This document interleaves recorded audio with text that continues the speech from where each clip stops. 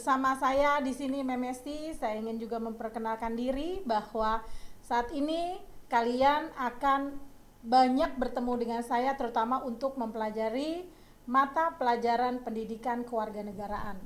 Di mana sebagai warga negara, siapapun mereka, berprofesi apapun mereka harus tahu seperti apa sih negara Indonesia itu, seperti apa sih hak dan kewajiban warga negara dan sebagainya.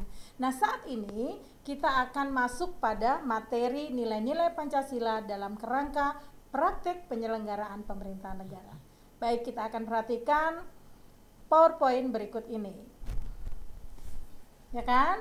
Inilah kompetensi, pengetahuan dan keterampilan serta tujuan pembelajaran yang akan bisa kalian dapatkan setelah kita mempelajari materi di bab 1 ini.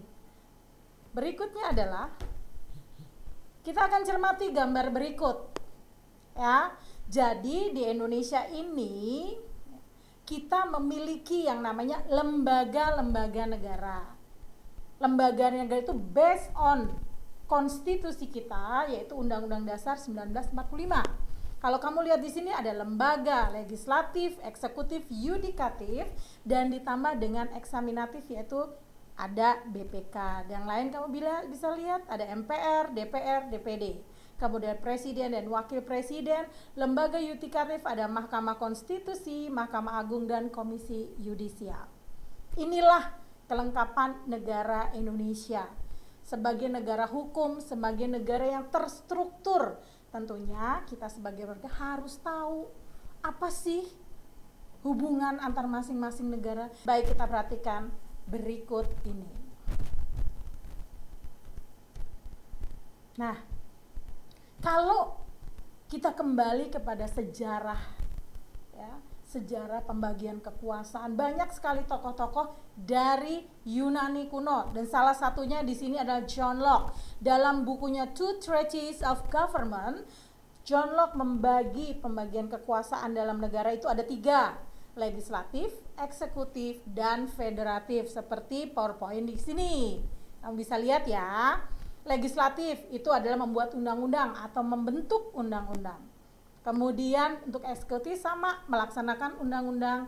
Berikut pelanggarannya, seperti apa solusinya, seperti apa penanganannya. Federatif melaksanakan hubungan luar negeri, itu menurut siapa? John Locke, dengan bukunya yang terkenal ya Two Treatises of Government. Next kita akan lihat salah satu lagi yang terkenal dalam pelaksanaan atau dalam teorinya, ya, pembagian kekuasaan di Indonesia adalah Montesquieu de Albuquerque, itu dari Perancis. Di mana Montesquieu ini membagi kekuasaan juga dari 3, cuma berbeda sedikit dari John Locke yang tadi.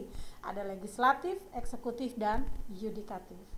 Legislatif sama membuat dan membentuk undang-undang. Sama nih di Indonesia juga seperti itu.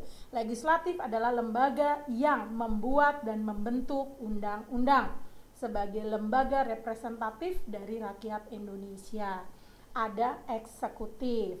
Eksekutif itu presiden dan para menteri. Dia melaksanakan undang-undang. Jadi semua kebijakan dan program nasional itu harus sesuai dengan undang-undang. Yang ketiga adalah lembaga yudikatif. Lembaga yudikatif lembaga yang memang mempertahankan, mengawasi pelaksanaan undang-undang. Dijabat oleh siapa? Seperti tadi sudah saya terangkan. Mahkamah Agung, Mahkamah Konstitusi, dan Komisi Yudisial. Nanti kita akan perhatikan lagi bagaimana tugas dan tanggung jawab mereka. Oke. Baik semuanya, sekarang kita kembali lagi dan kita akan melanjutkan dengan konsep pembagian kekuasaan di Indonesia. Indonesia itu pelaksanaan atau konsep pembagian kekuasaan ada secara vertikal, ada secara horizontal. Nah, yang vertikal ini adalah bisa kita lihat, pemerintahan pusat itu ada presiden, kemudian menteri dalam negeri, gubernur, dan sebagainya sampai kepada jajaran di bawahnya.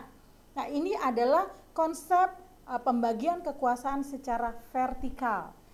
Ya, nah kamu juga harus perhatikan. Jadi kalau di namanya di lingkungan kalian itu ada RT, ada RW, itu kemudian di atasnya ada kelurahan, kemudian ada kecamatan, kemudian ada lagi habis kecamatan apa? Ya, di situ ada wali kota atau kabupaten. Itu sama. Ya, baru kepada menteri dalam negeri. Seterusnya adalah terakhir pucuk pimpinannya adalah presiden. Siapa presiden kita? Bapak Presiden Insinyur Joko Widodo. Nah, di sini kita akan lihat kalau prosesnya seperti itu berarti ya koordinasi, tugas dan kewajiban itu turun terus ke bawah tanpa kecuali. Jadi semua surat tugas dan sebagainya. Kalau kita mau bikin apa dan sebagainya, kamu dari yang bawah, misalnya mau bikin KTP, itu dari RT, ada RW, terus ke kelurahan, dan demikian dengan proses secara resmi ke yang lainnya. Jadi gubernur atau wali kota atau apapun dalam melaksanakan program tidak bisa sembarangan, itu harus dikoordinasikan oleh lembaga yang ada di atasnya. Berikutnya, kita akan lihat pada 7 kekuasaan pembagian ya. Di sini ada secara horizontal. Berarti kita lihat nih bagaimana ya. Secara horizontal itu berarti antara lembaga legislatif, eksekutif dan yudikatif itu mereka berada pada jajaran yang sama.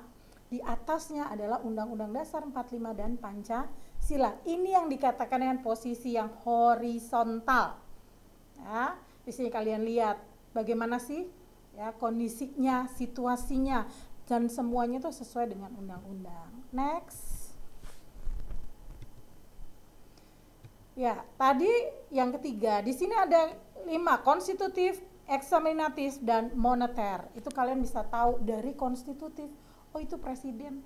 Eksaminatif, itu mengurusan masalah apa? Hubungan pemeriksaan, pengelolaan, dan tanggung jawab yang lain. Nah, kalau moneter sudah tahu, itu pasti hubungannya dengan finansial dari negara seperti apa. Ya, itu.